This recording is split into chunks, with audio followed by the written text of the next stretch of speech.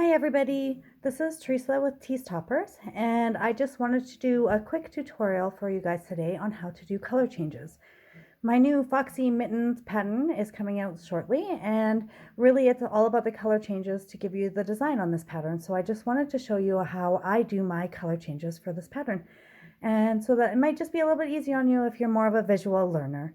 Okay, so it's a really easy change. You're just always going to do your color change in your final stitch, in your last stitch before the color change. Okay, so we have one more stitch to do before I'm going to do the white part again. So I'll just go ahead and do that last stitch, and we're just working front post double crochet stitches here. All right, and then to do your color change, you see I went all the way through, but you only go through the first part of the stitch. So let's just do that one again. Okay, so you're going to yarn over,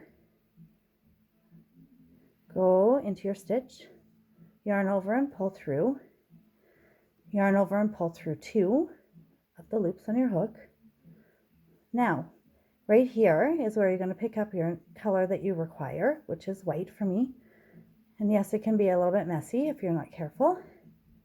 And you're going to drop that orange yarn, and you're going to pick up your white yarn, and you're going to pull through the last part of your stitch there with your white yarn. Now you're going to do your next stitch, yarn over, go through, yarn over, pull through, yarn over, pull through the bottom 2. Now you have to color change back to the orange again. So instead I'm going to drop the white yarn, and I always try and drop it behind. And I'm going to pick up my orange yarn, and I'm going to pull through. And again, I'm going to go through your next stitch, pull through, yarn over, pull through the first 2. And now I have to change back to my green, my main color of my mittens. So I'm going to drop the white yarn and the brown yarn, and I'm going to pull through the top.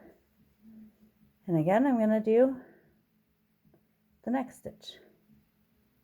So I go through the stitch, pull through, yarn over and pull through 2,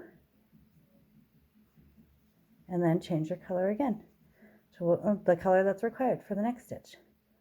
So yarn over, drop your green, and pull through the top. And that is how you do a color change, so that your stitches stack right on top of each other.